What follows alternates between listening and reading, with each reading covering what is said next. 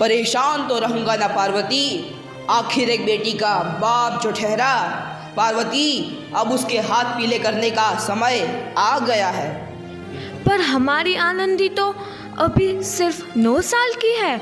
अभी तो उसके पढ़ने लिखने और खेलने कूदने के दिन हैं।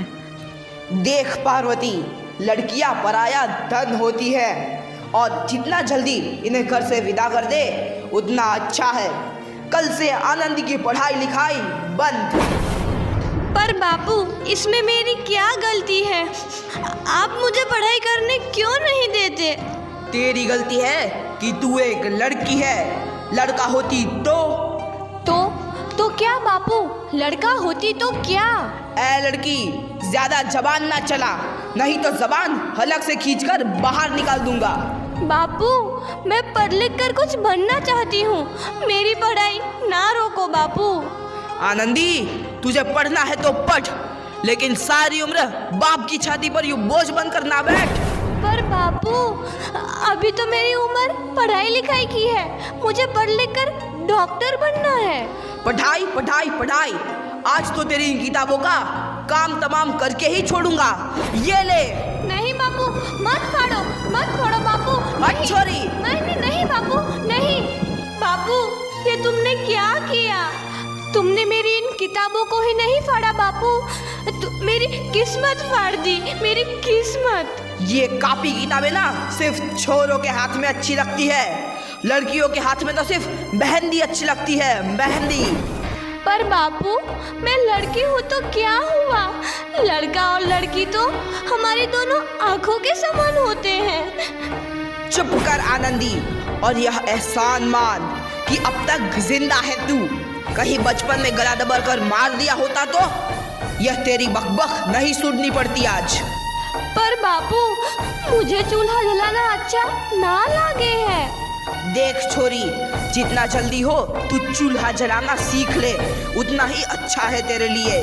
और हाँ, तेरा ब्याह तो होगा, वो भी कल के कल। अबला जीवन है तुम्हारी यही कहानी। आंचल में है दूध और आँखों में है पानी। मुझे माफ़ कर दे बेटी, तेरे बापू के जिद के आगे मेरी एक न चलेगी। माफ़ कर दे बेटी, मुझे माफ़ कर दे।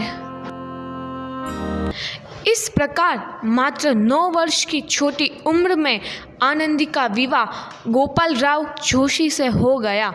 बाल विवाह एक सामाजिक कुरीति है और इस कुप्रथा का शिकार होना पड़ा आनंदी को। 5 वर्ष बाद आनंदी 14 साल की हो गई है। उसके घर एक शिशु ने जन्म लिया है। देखते हैं आगे क्या हो। देखिए ना, इसे क्या हो गया है? इसका माथा तो अंगार की तरह तप रहा है। इसे तो बहुत तेज बुखार है। आप बिना कुछ भी बोलते हैं, दीजिए मुझे।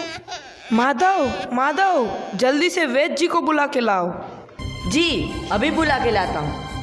ये तुम क्या कर रही हो आनंदी? भगवान की विभूति लगा रही हूँ। बस करो आनंदी, ये सब अंधविश्वास है। अरे आप यकीन तो कीजिए, भगवान की कृपा से इसका माथा ठंडा हो रहा है और बुखार भी उतर गया है ना बाबू? देखिए, दीजिए मुझे। उठो बाबू, आंखें खोलो, तुम्हें तुम्हारी माँ बुला रही है। आंखें खोलो, देखिए ना इसे क्या हो गया है। आंखें भी नहीं खोल रहा। आंखें खोलो बेटा। आप चुप क्यों है? आंखें खोलो बेटा, आंखें खोलो। आनंदी, हमारा बेटा कभी आंखें नहीं खोलेगा।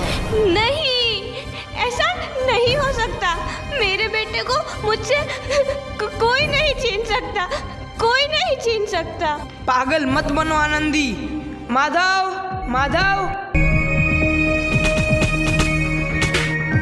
आनंदी, बंद करो ये पागलपन। भगवान ने मेरा बच्चा छीन लिया। भगवान ने नहीं, तुम्हारी अशिक्षा और अंधविश्वास ने तुम्हारा बच्चा छीना है। अगर तुम पढ़ी लिखी होती तो आज हमारा शिशु जीवित होता। तुम अनपढ़ थी आनंदी, अनपढ़। नहीं, अब मैं अनपढ़ नहीं रहूंगी। नहीं रहूंगी मैं अनपढ़। मैं पढ़ूंगी ताकि कल किसी और आनंदी को इलाज के अभाव में अपना बच्चा ना खोना पड़े। शाबाश आनंदी, और यही तुम्हारे अपराध के लिए प्रायश्चित भी है। हमसे बिखर तू है नदी। आनंदी, तुम्हारी 12वीं का परिणाम आ गया है। तुमने पूरे कॉलेज में प्रथम स्थान अर्जित किया है। दिल खुश जहां तेरी तो आनंदी, तुम्हारी मेहनत रंग लाई है। तुम्हें शिक्षा वृत्ति मिली है। ये लो तुम्हारे अमेरिका जाने की टिकट। मुझे शिक्षा वृत्ति मिल गई। मैं अमेरिका जा रही हूँ, पर ये सब मैं अकेले कैसे कर पाऊंगी? आनंदी, अपने आप को इतना कमजोर क्यों समझ रही हो? फिर इतना पढ़ने लिखने का क्या फायदा? तुम अभी गवार की गवार नहीं हूँ मैं अब गवार।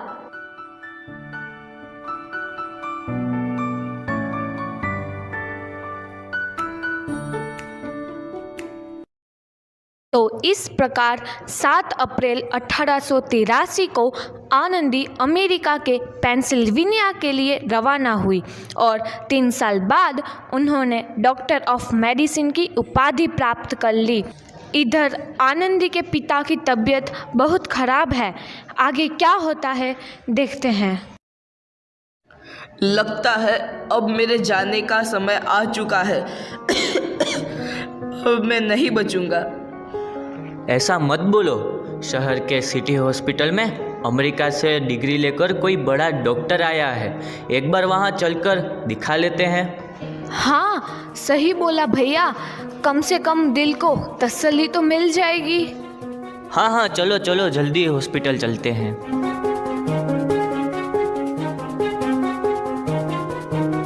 इस मरीज की हालत तो बहुत ही खराब है। कोई चमत्कार ही इसे बचा सकता है।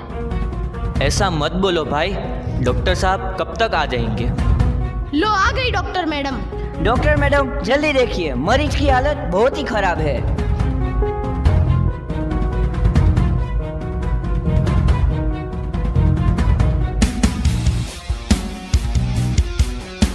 अब आप बिल्कुल ठीक हैं। मौत के मुंह से आपको बचाया है डॉक्टर मैडम ने। डॉक्टर साहब ने मुझे बचा लिया। मुझे मिलना है डॉक्टर साहब से। डॉक्टर साहब नहीं, डॉक्टर मैडम बोलो। डॉक्टर मैडम, उन्होंने ही तुम्हें जीवन दान दिया है। लो आ गई डॉक्टर मैडम, मिल लो उनसे। डॉक्टर मैडम, आपका बहुत बहुत धन्यवाद। आपने मेरी जान बचाई। इसके बदले में मैं गरीब भला आपको क्या दे सकता हूँ? वचन चाहिए मुझे कि कभी ये नहीं कहोगे कि लड़कियां कुछ नहीं कर सकती। वचन? ये कैसा वचन? अरे श्यामलाल, तुमने पहचाना नहीं? तुम्हारी बेटी आनंदी। आनंदी? मेरी बेटी आनंदी? डॉक्टर? हाँ बापू, वही आनंदी जिसके लिए बचपन में तूने चूल्हा और दूल्हा के अलावा कुछ नहीं सोचा था। आनंदी, आनंदी मेरी बेटी, मुझे माफ कर दे। मैं तेरा गुनहगार हूँ बेटी। नहीं नहीं बापू, वही आनंदी जिसके हाथ पीले करके तुम उसकी सारी जिंदगी काला कर देना चाहते थे। माफ कर दे मुझे मेरी बच्ची, माफ कर दे। मैं तेरा अपराधी हूँ मेरी बच्ची, माफ कर दे। नहीं बापू, मैंने तो तेरा एहसान चुकाया है। याद है ना अपना एहसान जो बचपन में तुमने मुझ पर किया था? ताने सुना सुना कर जीते जी मार डाला था मुझको। अब बोल, और किस किस को मारेगा? आनंदी बेटी, मुझे माफ कर दे मेरी बच्ची। मैं तेरा गुनहगार हूँ। बापू, आपने ही तो बोला था किताबें सिर्फ बेटों के हाथ में अच्छी लगती है, बेटियों के हाथ में तो सिर्फ मेहंदी।